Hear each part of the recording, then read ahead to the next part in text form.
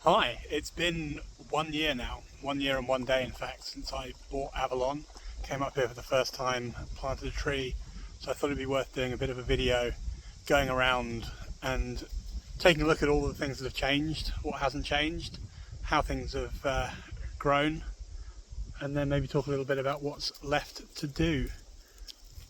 It's kind of surprising, like in some ways it feels like I've not achieved a lot, but when you start going through it all, there's a huge difference in how this is all pulled together. I've also do some short videos on some of the things in the local area I've found as a new resident of Brålanda commune. The very first thing that was done last year, so 10th to 10th, was we planted this hawthorn tree. So this has been doing fairly well.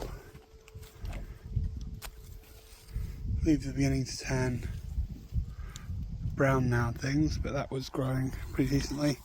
And we've added in just a nice small bench to mirror around and just give you somewhere to sit when this gets a bit bigger, give us a bit more shade. Previously there was a leaning tree in this space that had quite a lot of berries. That came down when some of the construction work that's happened, and we're just waiting for this guy to recover a bit more. It's taken a bit of a beating. See, quite a lot of the trees that are here are still struggling a bit after the big range of construction that's happened. All the trees that were taken down. So this is one of the big changes that's happened since I bought this place a year ago. We bought a new little seating area by the pond. The pond's been expanded by about 50%. It's been dried out. We've got some plants planted around the edging as well, which should hopefully improve the water quality. The water quality is no longer orange, so that was a big piece, is with emptying out all of the barbed wire that was here previously. Then up there we've got a little birdhouse, and then over on this side we've got the willow tree that's going to help build that up a little bit, keep it more stable. Here's a slightly better view of the refresh pond. Now it's starting to fill up. We do have a very sunken plant in the middle there. The rain kind of overtook me moving it back, and there's a rock there that used to be on the side that Merlin managed to knock in. But you can see the lilies on the side are thriving and beginning to get ready for winter. And the water, whilst it's not clean necessarily, is clean enough for a dog, and it's not got that reddish tinge we had last year because of all the barbed wire, so that's a real improvement. So yeah, I'm hoping we'll have a bit of a nicer pond in the new year as things improve. You can see here the council trimming along this corner going all the way around is nice and quite even, and it's gone up to where my orchard trees are up on that side. So what we can hope is that some of these smaller trees as beginning to grow up end up marking a nice boundary. So we've got a bit of regularly trimmed grass on this side, and then sort of tree boundaries for privacy, and then as we get to the second ditch we've got a bit more space. That should be good. And this actually got tidied up a couple of months ahead of everything along the side. We've got our mile marker, which is a point of interest on the deed and everything. It needs to be kept up, so the council then just sort of trims around it, which again is great, because if they're regular about this, we'll get sort of a nice tree arch surrounding it, but still very good visibility. So the reason we planted this one is just to give us a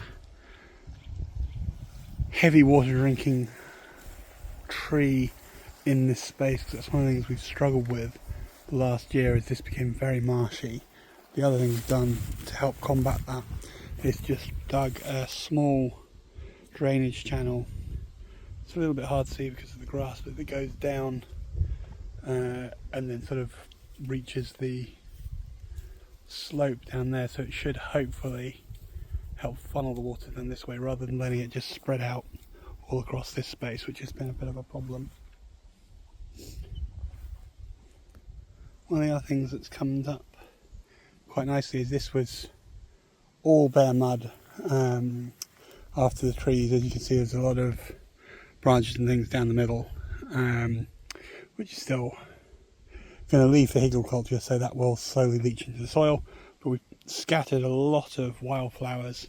There's not so many left because of the time of year, but this was coming along really nicely into the summer and things, so it's really helped recover. We've got a lot more grass here, whereas you can see further back we had a lot of the sort of marshland reeds, so hopefully the grass will help stabilise without us getting more into the marshland.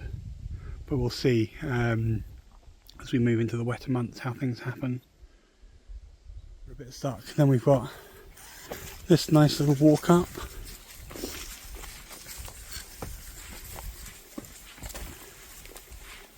To one of my favourite spots, although the dog is enjoying digging up here. But we've got our little picnic table surrounded by the old stone walls, sheltered on this side. Do need a bit of a solution for the new year for insects. It got quite midgy in the space, which wasn't super nice, but it's got sort of nice views, it's secluded, you don't get too much wind and things. You will get deer up here from time to time because this gooseberry bush is a favourite of theirs. They've never been up here whilst I've been stood there, but they do visit.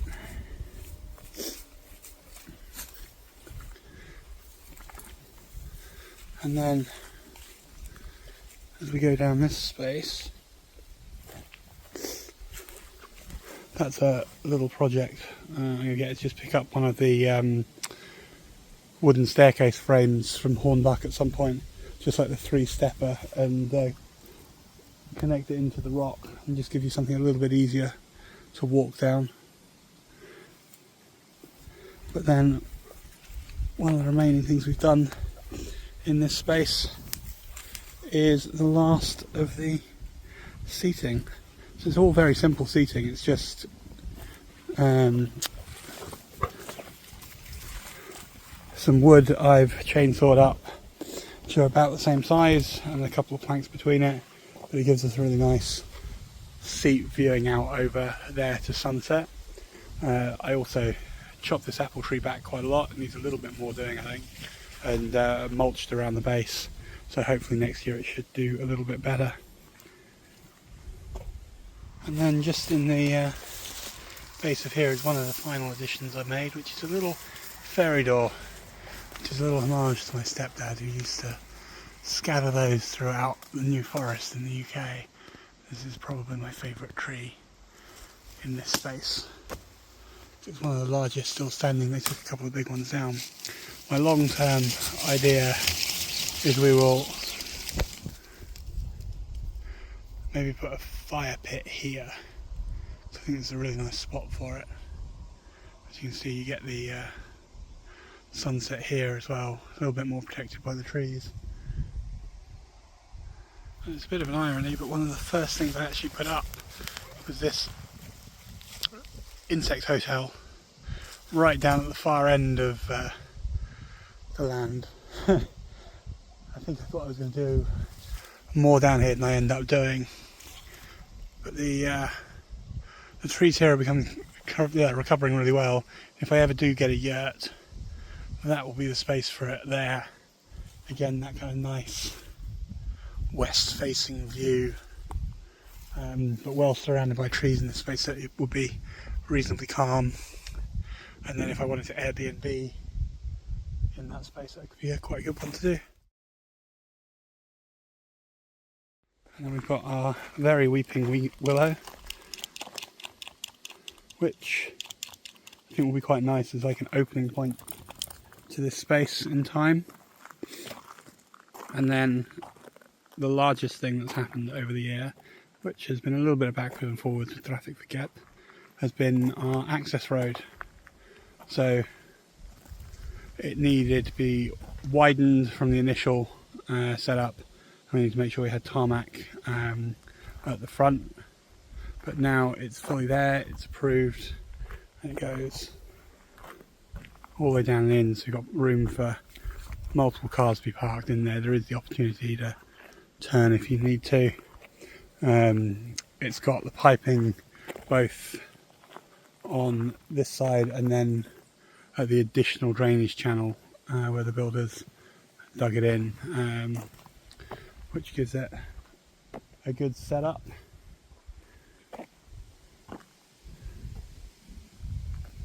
So yeah, I'm really happy with this. It's looking great.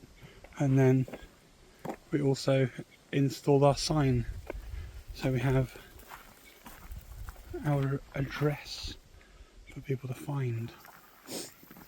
This way, buddy. Merlin, this way.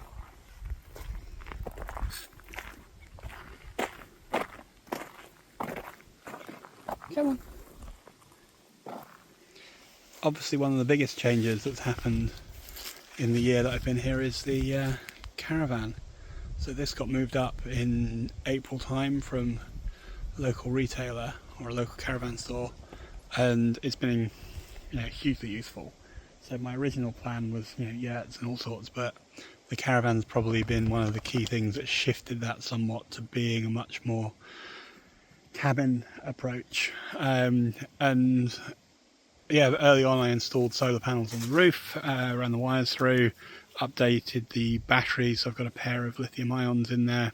So as we get into winter, a couple of days here does make a huge dent in the power, but spring, early autumn and summer, it's absolutely fine. Can run all the lights, my laptop, charge my phones, no real issues whatsoever, so it's easy to work from up here as well. It's got a pair of gas canisters and a cassette toilet. Need to do a bit of work on the water intake, because when I'm filling it with the hose pipe from the well, it tends to leak a bit. So I think there's a not very well sealed gasket. So it doesn't have, some of them have got like overspill pipe and it doesn't have that. And so we need a bit of work in that space, I think. But yeah, that's been a big plus. We started putting the gate in. The pole pretty much got that far and no further, and I've not actually progressed with that because I'm wondering about timelines for the cabin, because if the cabin is happening and going down there, I might want to move the fencing around from where I originally thought to somewhere a bit different. Got another birdhouse up here. We got a small, it was intended for a little shelter for the dog, but he is not interested, so it might move to being a wood store. We've got a nice well house now, so a full well has been dug inside here. This is to keep it out of the worst of the weather and give us the ability to pump water whenever we want, so we're not dependent on a governmental source, which makes me sound like a crazy conspiracy theorist. And we've got a little insect hotel up there. We've got a few, as you'll notice, starter points through for the fence, so again that got paused until I make a final decision on how soon do I look at the cabin. So that might be a thing for spring if I do decide to go further. And what we've also done is just installed some paving slabs and a bit of material suppressors, so that we've got easy access to the half-buried septic tank solution that we've got. So it's just an IPC container that we can fill up and then get pumped out maybe once a year, depending on necessity, until I move into sort of putting an actual cabin in place, which will have a more complete solution, but it's enough for the caravan. One of my partially successful updates, I've run a hose pipe from the well down and a splitter here, so there's a mainline hose that goes down that way with just an end point, which has been really good. That sprays the grow boxes really well, that's perfect. But then I ran a small one over here, and off Amazon I got quite a cheap like drip watering system that just isn't working very well. It's really like popping out all the time because it's quite low cost. So I think in the spring I might update that, because I think it's going to be important to have a decent way of watering the trees and things as we go, because summer is pretty warm. And this is obviously one of the bigger things that's been done. Build out of the grow box space and beginning to flatten it out with the wood chips. So we've got 5 finished grow boxes and 4 that will be updated next year. We've got the 3 sisters. We never really got any of the squash coming out here, but we got good corn and beans. There's a lot of carrots here earlier in the year, and now we're just waiting for the first frost and we can harvest the radishes. Broccoli never really grew properly, unfortunately, in here, but we got an absolute ton of spinach, and there's even more to harvest now. We've got mint in its own pots to keep it going, so that's doing pretty well. And we've got the very end of the tomato plants. This is extremely productive. It's never expanded at the level this one has over here, which is kind of odd. And then planted for next year, so only a few weeks back, we planted 8 strawberry plants. So by this time in the new year we should have, or by this time next year we should have a really good crop having happened. I actually got the beginnings of one strawberry, which is odd. I don't think that will make it to actual fruit, but you never know. And then we've got a few random bits. So we've got a leek beginning to grow. We've got a little bridge that's been installed. This was not a planned addition, but when the access road was being built, the builder felt there's a real need for better drainage than just along the edge, so he's come along and installed this, and it goes all the way around. So I've come to really like it as a thing, because it creates a secondary zone. So this space, this first sort of 20 metres or so between the ditch and the front, becomes quite a nice tree break. So over time we get this to be quite foresty and orchardy, and then as we go around we can keep the internal space a bit more open, a bit sunnier, a bit more focused on plants and things. Then obviously if you've been watching these videos, there's been quite a lot of talk about all the plants we've done. So we've got plants, we've got trees, we've got blackberries. This one's doing really well, absolutely thriving. The blackberry plants, they've got a bit more support now.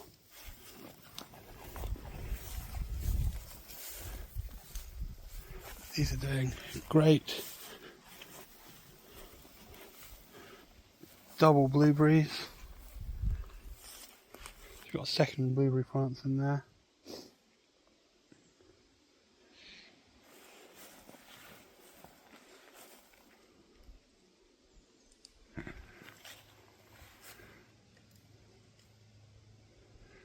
This guy's maybe not doing so well.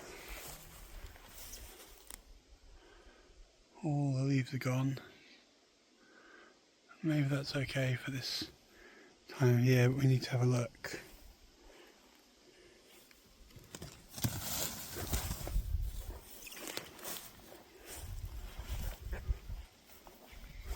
double blueberries here, which is quite cool because the second plant was thoroughly green when it was planted a month or so ago.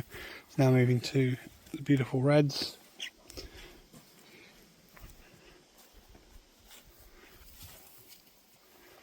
And we've got this guy also beginning to lose his leaves.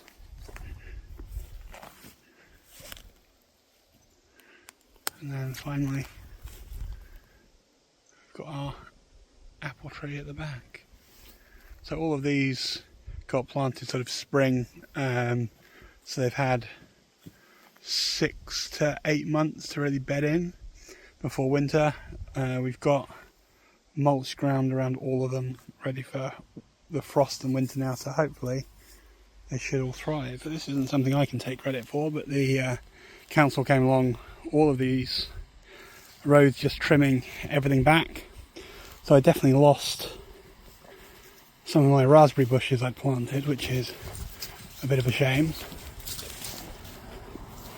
But yeah, otherwise, so we've got some new growths at the bottom on the branches, which is great on this one, although the leaves aren't looking brilliant.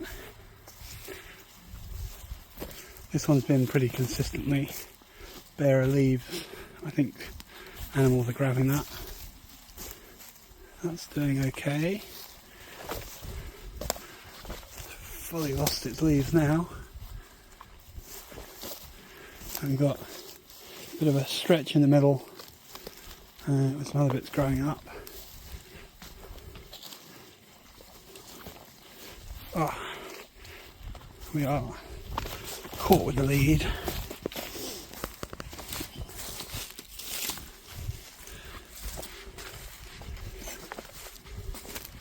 Yeah, this one's looking very tall, but we are also beginning to get some small ones down the bottom, which is good. And then our other apple tree is looking reasonably healthy. That was not a very straight one when we started. Along here, one of the things we discovered and harvested, there's quite a lot of rose hips. So we've got a bunch of those harvested from this year that we can use to make rosehip jam or tea, which was pretty cool. Didn't really know anything about rosehips before starting, so that's been interesting to learn a little bit. Then we've got our compost bin here, and I've just brought up some scraps from home. Still got quite a long way to go, I think, before this is really any use. But the other compost bin we've got is just being a collection of sticks for the time being. So progressing, but this is quite slow. Been here a year and just trying a slightly different walk. For whatever reason, the dog just didn't want to go into the forest today. Maybe because he can hear the guns from the hunting, but walking down he's excited. So you've got a big drainage ditch along this side, and then my neighbour on the corner there. So I've just seen some horses do a bit of a loop down here, so I'm hoping it's acceptable, because my land is just over there, so we can maybe cut through, which would be cool, because it's just a different little bit of a walk. So from this side it's very hard to see, but this section here is my land. So we're coming out, so yeah, you can't see the caravan or anything, so you probably wouldn't be able to see the house from this side, which is kind of cool. But yeah, doing a bit of an explore. I struggled to recognise it, but there you go, there's the caravan. So that's pretty neat, so I can come this way. Hopefully no one minds me crossing this field. And fairly quickly get back to my place. I hadn't realised how close that little road was. I think in my head I had the whole thing a little bit turned around, so this is really useful. So it turns out my favourite view, my sitting point, more or less overlooks that little walking road. So we can cut down or we can go around, and it's a nice little cut through of the fields if we're not feeling like the forests, which is nice and very sensible for the next few weeks with the hunting season starting. So that will obviously calm down a little bit, but I think week 1 and week 2 are going to be intense. I mean, we've seen a few moose over the last few weeks already, haven't we, buddy? Yeah? You wanted to say hello to them, didn't you? Which is not smart. Even giant as you are no match for a moose. We're not apparently going to get any footage of the forest this year capture because Merlin is flat out refusing to go down this way again. So I don't know if it's because the moose hunting has started. He can smell them and he's nervous or what, but he is not interested. There he is. Head down, tail down. Hey buddy, this way? That way. We go this way instead. What's that? And about a 40-minute walk through the forest, or a few minutes drive, you get to Lake Vanna, Sweden's largest lake, and a lake I am definitely not pronouncing properly. So during the summer this is full of people exploring, but as you can see when the weather turns a little bit, people are not so keen.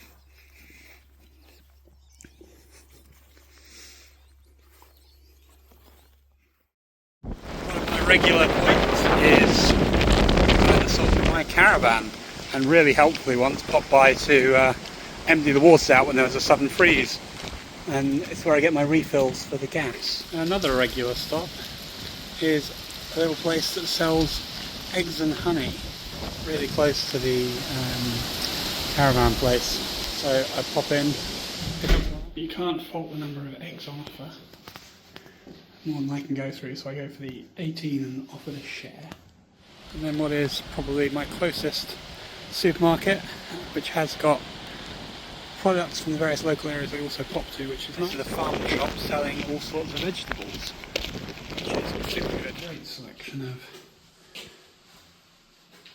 all sorts. There's pumpkins and tomatoes and some honey and aubergines and things. But then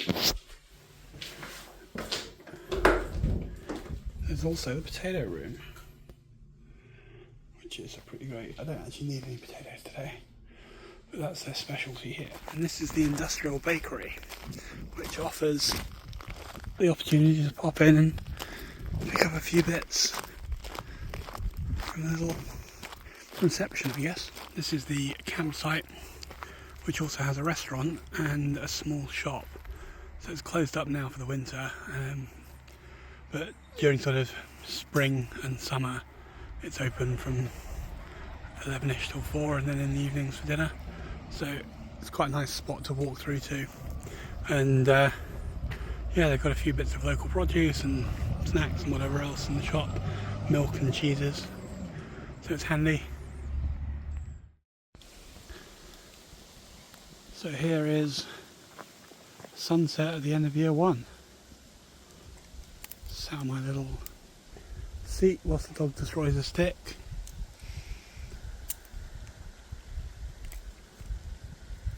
So whilst I love this spot, the idea is when I get a cabin it will be on the hill just back there where you can see the car lights as they disappear. So up that, on that little hill the cabin can go, and I should be able to get the roof slope facing south, which is good for solar, and then that will put the what will be the living room facing west for sunset, which is nice. So yeah, the cabin view from the windows may well be something like this if I can align it right, facing that way. And then sort of front door area looking out towards the pond. Bedroom maybe more towards here, which is maybe not the best choice in some ways, because that does mean a certain amount of light as things go by. But then kind of the back wall facing that way for the best sunlight. I just need to find a good spot because I don't really want to lose too many of these trees. yeah, should be good.